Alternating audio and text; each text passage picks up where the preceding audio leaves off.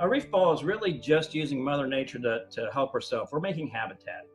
So if you take an average reef ball, which is, we make them in 11 different sizes from, as big as a car all the way down to a basketball, but you take an average size one, which is about, I don't know, 3 feet wide and 4 foot tall. And that size, you put one of these balls down, and it costs us about 180 bucks, produces about 400 pounds of marine biomass per year. Mm-hmm. Well, marine biomass isn't all fish. Some of it's algae and other stuff. About 30% of it is stuff that humans would use, like fish or lobster or crabs or oysters, things that you would eat in your culinary kitchen. Right. And then the rest of it is stuff that goes into the system that those creatures eat so that they can grow. So, and it does that year after year, and a reef ball continues to get bigger and bigger, so it starts producing more and more as the reef grows around it. So it increases from 400 pounds to more.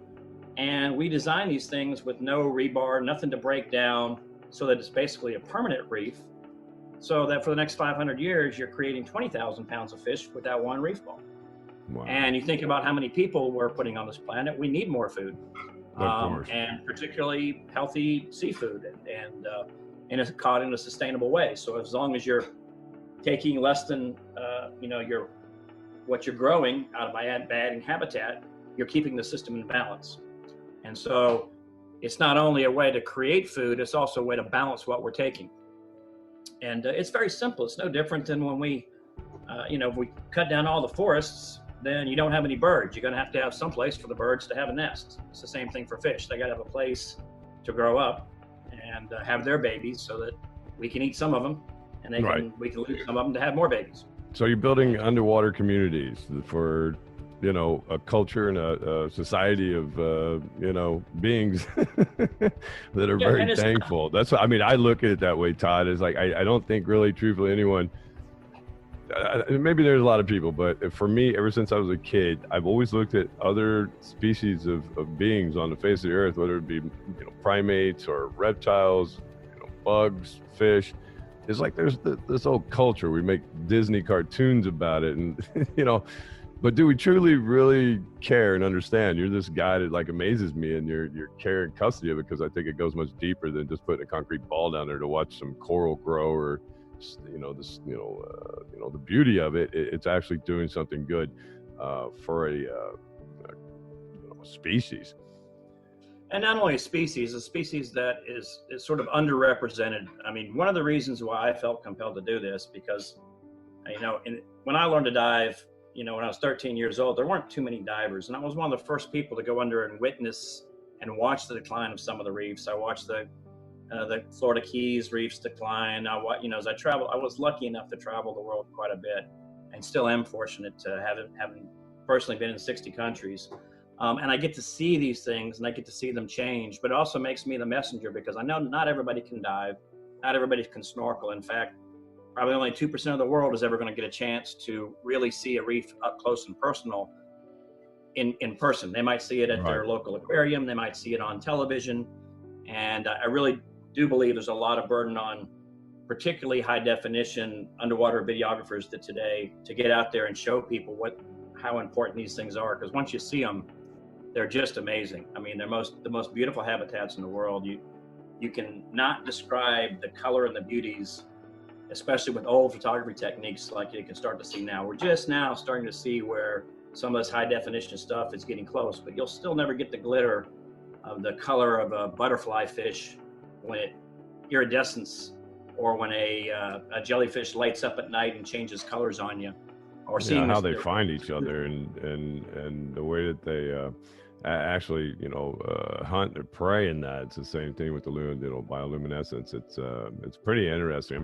There's still today, just like every day, finding a new species of aquatic animal.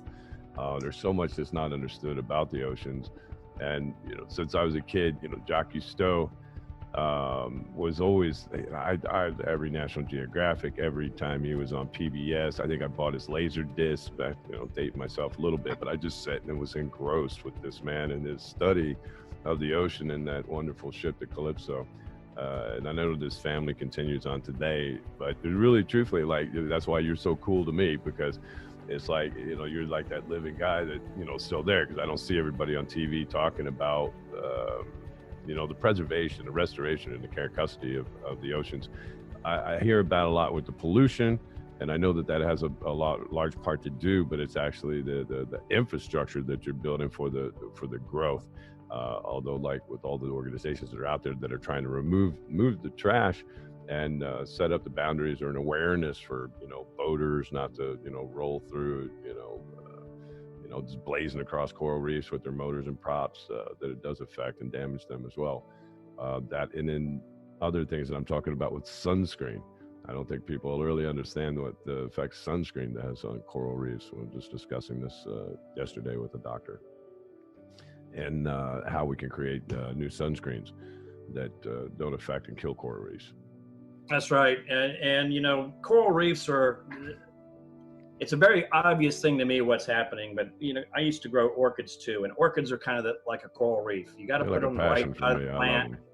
You got to put them, you know, in the right amount of water and the right sunlight, the right temperatures, and each one has a little niche that can make it bloom and make it beautiful.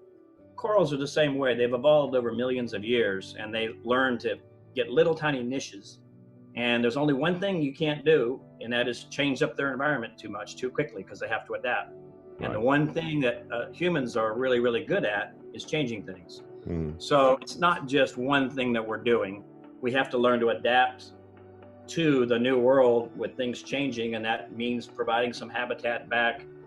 It's not all about coral. A lot of what I do is about marine habitat, and that means maybe the water quality is too poor right now to support coral.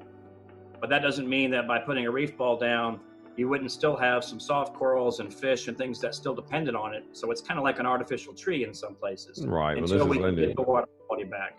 Yeah, that lends to the commercial fishermen being able to make a living again too. At the same time, building those habitats to draw in more fish, where they've been, you know, taken out by large commercial net fishing and dredging.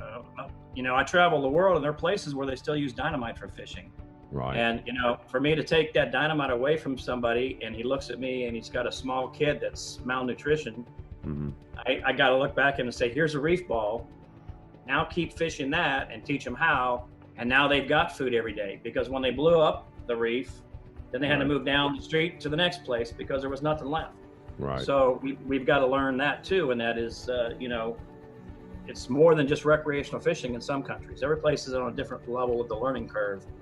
And it's not just coral reefs. We have oyster reefs, we have kelp reefs, we have rocky reefs, we have canyons and ledge reefs. Just about anywhere there's water, hard bottom, particularly salt water or estuarine water, provides habitat for a wide range of species, just like trees do on Earth. I always come back to trying to explain to things the way they learned it from their grandparents, but what I do is almost as simple as what my grandmother did when she would take a cutting off of a tomato plant and plant it to make another garden. I do the same thing with coral. I'll take a clipping off of a coral, I'll plant it and grow a new coral and leave the old coral growing too, you know. And so it's a lot of very simple stuff. If we all were underwater and we could see what I could see, it would be pretty obvious that what I'm doing is not that special. I'm just doing what my grandma taught me to do with good care of a garden.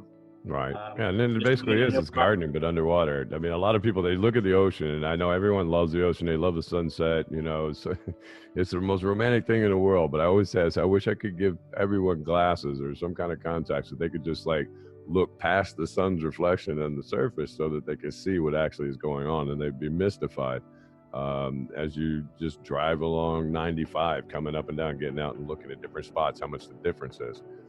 In different places and around cities compared to a more open space, and they would understand the pollution and things that go on. I know that there's a lot of documentaries that sort of show it, and graphics and details and 3D generations, but you truthfully don't understand or can appreciate from an emotional standpoint, as you do and I do, just how serious it is and how much has changed just in our short lifetime.